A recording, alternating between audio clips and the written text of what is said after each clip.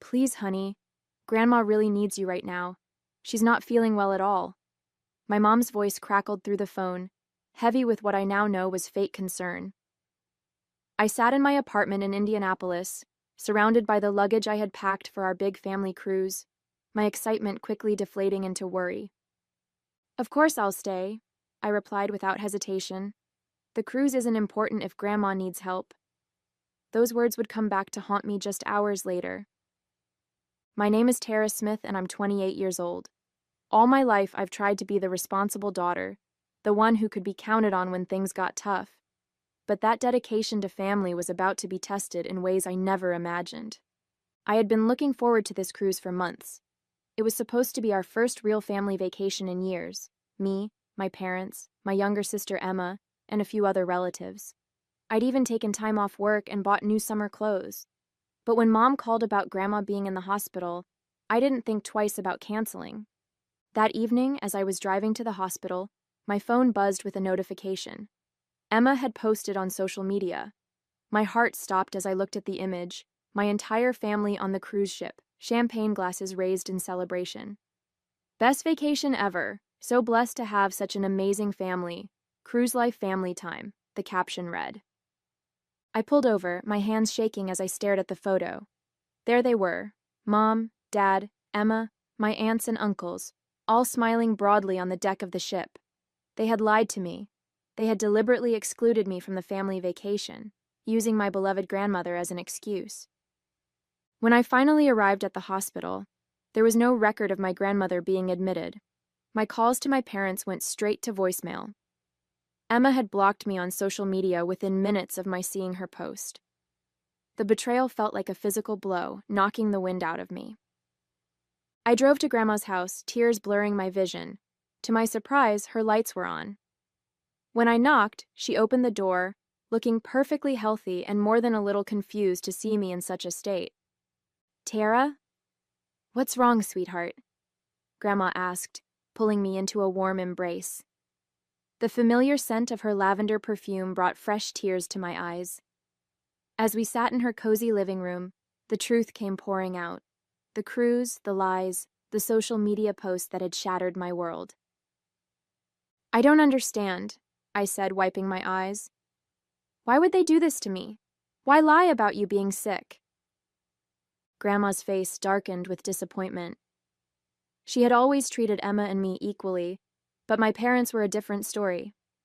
Growing up in Indianapolis, I had watched them consistently favor my sister. When Emma wanted dance lessons, they found the money. When I needed help with college tuition, I had to take out loans. I thought about all the times I'd visited Grandma over the years, helping her with groceries, taking her to doctor's appointments, or just sitting together looking through old photo albums. Emma rarely visited unless she needed something, usually money. Yet somehow she was still the golden child in our parents' eyes.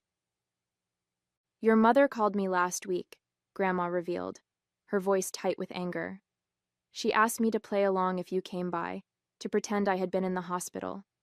I refused, of course. I had no idea they would actually go through with this scheme. The cruise tickets hadn't been cheap, nearly $2,000 per person for a week-long Caribbean adventure. I had saved for months to afford mine, picking up extra shifts at the accounting firm where I worked. Now I wondered if they had planned to exclude me all along, if my ticket money had somehow funded someone else's cabin. You know what hurts the most? I said, staring at my hands. They didn't even need an elaborate excuse. They could have just told me they didn't want me there. Instead, they used you, knowing how much I care about you, to manipulate me. Grandma reached for my hand, her grip surprisingly strong. Sometimes people show you exactly who they are, even when they think they're hiding it, she said wisely. The question is, what are you going to do with that knowledge? I looked up at her, seeing something fierce and determined in her eyes. Little did I know, Grandma had been watching our family dynamics more closely than any of us realized, and she had plans of her own. As I sat with Grandma in her living room, my phone buzzed again. This time it was a group text from my cousin Nina, who didn't know I'd been excluded from the cruise. She had meant to send vacation photos to everyone in the family group chat, not realizing I wasn't supposed to see them. My heart sank as I scrolled through the images. There was Emma wearing the sundress I had helped her pick out for the trip. My parents lounging by the pool, cocktails in hand. The whole family gathered for a formal dinner, all dressed up and laughing. But what caught my eye was my mom's diamond necklace, the one Grandma had given her years ago, meant to be passed down to both her daughters on their 30th birthdays. "She gave it to Emma already, didn't she?" I asked, showing Grandma the photo. "Even though I'm the older one, even though we were supposed to share it." Grandma leaned forward to look at the picture, her expression hardening. "That necklace has been in our family for 3 generations," she said quietly. "Your great-grandmother split her jewelry between her daughters equally. That's why I gave it to your mother with specific instructions." Then Grandma revealed something that made my blood run cold. The cruise hadn't been paid for with my parents' money at all. 2 months ago, she had given them $15,000 to plan a family vacation, explicitly stating it was for all of us. Instead, they had used my portion to upgrade their own cabins and book extra excursions. "I've been watching," Grandma continued, her voice heavy with disappointment. "For years, I've seen how they treat you differently. I kept hoping they would change, that they would realize what they were doing. But this is the last straw." She stood up and walked to her desk, pulling out a thick manila envelope. "I wasn't going to show you this yet, but you need to know. I've been keeping records every time they've favored Emma, every time they've taken advantage of your kindness, every penny they've spent differently between you two." Inside the envelope were bank statements, photos, emails, and handwritten notes spanning years. My hands trembled as I read through them. The truth was laid bare in black and white. The pattern of favoritism wasn't just in my head. It had been calculated, consistent, and deliberate. "But why?" I whispered, the weight of years of gaslighting and denial crashing down around me. "Why did they always make me feel like I was imagining it?" Grandma's eyes flashed with a determination I'd never seen before. "Because that's what people do when they know they're wrong. They try to make you doubt yourself. But not anymore, Tara. Not anymore." The family cruise was scheduled to last 7 days. As I sat in my Indianapolis apartment the next morning, going through Grandma's documentation, my phone lit up with a text from Emma. "Mom said you're spreading lies about us. Why can't you just be happy for once instead of trying to ruin everything?" I stared at the message, anger building inside me. They were still trying to make me the villain, even after what they'd done. Instead of responding to Emma, I did something I'd never dared before. I posted the truth on social media. Funny how being lied to about my grandmother being hospitalized just so my family could exclude me from a vacation somehow makes me the problem, I wrote, attaching Emma's best vacation ever photo. Even funnier how the cruise was paid for with money that was meant to include me. Within minutes, my post exploded with reactions. Family friends who'd known us for years expressed their shock. My cousins, who hadn't known the full story, began messaging me privately, sharing their own observations of how I'd been treated differently over the years. Then my father called. I almost didn't answer, but Grandma's words echoed in my mind. "Stand your ground. You've done nothing wrong." "Take down that post immediately," he demanded, his voice cold. "You're embarrassing this family." "No, Dad. You embarrassed this family when you lied about Grandma being sick, when you took her money meant for all of us, and used it to exclude me." "That's not how it happened," he argued.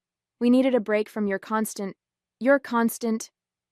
My constant what, Dad? My constant reliability? My constant help with Grandma? My constant effort to be part of this family despite how you treat me?" The line went quiet for a moment. When he spoke again, his voice was different, threatening. "If you don't take down that post and apologize publicly for your lies, you'll regret it. You have no idea what's at stake here." "Are you threatening me?" "I'm warning you. Your mother and I have protected you all these years, kept certain things from you. If you want to play this game, fine. But remember, you're not the only one who can tell stories." The call ended, leaving me shaken. What things had they protected me from? What stories could they tell? I called Grandma immediately. They're trying to scare me, I told her. Dad says they've been protecting me from something but won't say what. Grandma was quiet for a long moment. Go to your email, she finally said. I'm sending you something. It's time you knew everything. As I opened my laptop, my hands trembling slightly, I realized this was bigger than just a family cruise. Whatever was in that email would change everything, and judging by Grandma's tone, my parents had good reason to be worried about what I might discover. My hands shook as I opened Grandma's email. Inside was a scan of a document dated 25 years ago, a trust agreement that made my breath catch in my throat. According to the paperwork, my maternal grandfather had left behind a significant fortune before he passed away, meant to be divided equally between all his grandchildren when they turned 30. The trust was worth over $2 million. But there was more. A series of bank statements showed regular withdrawals from the trust over the years, money that had been used to fund Emma's dance lessons, her private school education, her college tuition, and even her recent wedding. All of it had been taken from what was supposed to be my share. They've been stealing from you since you were 3 years old, Grandma explained over the phone. Your mother convinced the trustee, her brother Michael, to give her early access to your portion, claiming it was for your benefit. But as you can see, they spent it all on Emma, I finished, my voice hollow. The numbers were staggering. Over $500,000 had been siphoned from my trust fund over the years, while I'd worked multiple jobs to put myself through college. Just then, another email came through, this time from my Uncle Michael. Tara, I can't keep quiet anymore. What they did with the cruise money was the last straw. I've attached documentation of every withdrawal they made from your trust. I'm so sorry. I should have stopped them years ago. The attached files revealed an even darker truth. My parents hadn't just spent my trust fund on Emma, they'd been embezzling money for themselves too. The cruise was just the latest example of their ongoing scheme. Why didn't you tell me sooner? I asked Grandma, trying to process the magnitude of the betrayal. I only discovered the extent of it recently, she replied. When I confronted your mother about it last month, she swore they'd pay it all back. That's when I gave them the cruise money. It was a test, Tara. I wanted to see if they'd finally do the right thing. And they failed spectacularly, I said bitterly. Yes, but their failure has given us exactly what we needed. Proof.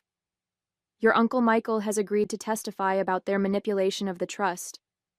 Combined with my documentation and the cruise incident, we can take legal action, I finished, a surge of determination replacing my shock.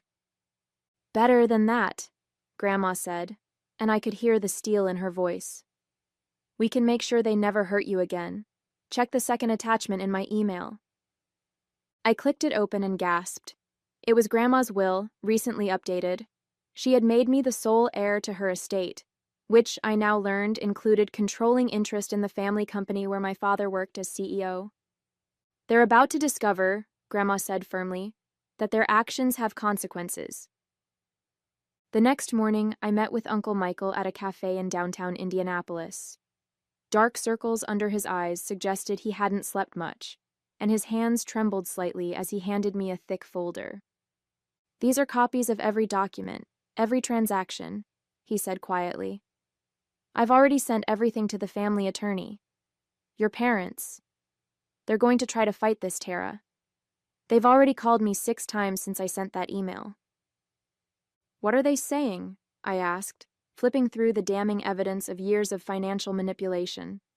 They're claiming it was all done with your best interests in mind, that they were protecting you from having too much money too young. He shook his head in disgust. But I found something else, something they don't know I know about. He pulled out another document, this one showing a series of recent transfers to an offshore account. They're planning to leave the country, Tara. They've been moving money around, preparing for something. The cruise wasn't just a vacation, it was a test run. They were checking if their passports would raise any red flags. My blood ran cold. They're planning to run? With what's left of your trust fund, yes. And Emma's involved. She's been helping them set up accounts in her name to hide the money. Just then, my phone buzzed. It was a text from Emma. I know what you're doing.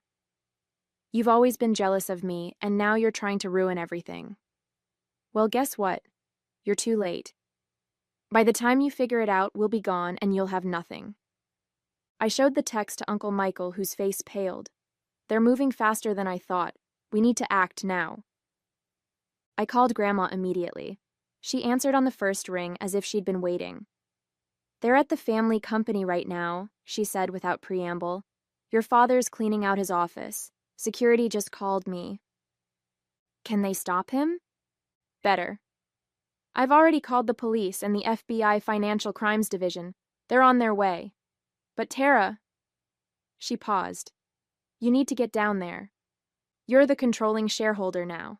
The paperwork was filed first thing this morning. I stood up, my chair scraping against the floor. They don't know that yet, do they? Number, and that's our advantage. Get there before they can destroy any evidence. Uncle Michael's documentation proves the theft, but there might be more we don't know about. As I rushed to my car, another text came through, this time from my mother. You ungrateful child, after everything we've done for you, you'll regret this. But for the first time, their threats didn't frighten me. I had the truth on my side, and more importantly, I had nothing left to lose. I arrived at the family company's headquarters just as my parents were walking out, carrying boxes from my father's office. Emma was with them, looking nervous as she glanced around. They froze when they saw me step out of my car. What are you doing here? My father demanded, trying to maintain his authoritative CEO voice. But I could see the fear in his eyes. Funny, I was about to ask you the same thing, I replied calmly, especially since you're removing items from my company without authorization. Your company, Emma scoffed. What are you talking about? I held up my phone, displaying the ownership documents. Grandma transferred her controlling shares to me this morning, and as the new majority shareholder, I'm very interested in these boxes you're carrying. Would they happen to contain evidence of what you did with my trust fund? My mother's face went white. Behind them, police cars pulled into the parking lot, lights flashing. FBI agents emerged from unmarked vehicles, and I saw Uncle Michael's car arrive with Grandma in the passenger seat. You don't understand, my mother pleaded, her voice shaking. Everything we did was for this family. No, I corrected her. Everything you did was for Emma. And now you are planning to run away with what's left of my money. I turned to my sister. Did you enjoy the cruise, Emma? Was it worth it? The FBI agents approached as Emma burst into tears. My father tried to pull her away, but it was too late. The truth had finally caught up with them all. 3 months later, I sat in Grandma's garden in Indianapolis, watching the autumn leaves fall while we shared our morning coffee. The FBI's investigation had revealed even more than we'd suspected. My parents had embezzled not just from my trust fund, but from the company as well. They were now facing federal charges, along with additional civil suits from shareholders. Emma had made a deal with prosecutors, agreeing to testify in exchange for immunity. She'd moved to Minnesota, finally forced to support herself without our parents' financial backing. Her last message to me was a lengthy apology, but some wounds run too deep for simple words to heal. You know, Grandma said, sipping her coffee, your grandfather would be proud of how you handled everything. He always said money reveals people's true characters. I nodded, thinking of the changes I'd implemented at the company. Under my leadership, we'd established a scholarship program for employees' children and created a more transparent financial system. The business was thriving, built on integrity rather than deception. I never wanted any of this, I admitted. I just wanted to be treated fairly. Grandma reached over and squeezed my hand. Sometimes life's greatest blessings come disguised as its greatest challenges. You've turned their betrayal into something positive. She was right. I had found my strength, my purpose, and most importantly, my self-worth. That cruise they took without me? It hadn't been the vacation of a lifetime after all. It had been the beginning of their downfall, and the start of my new life.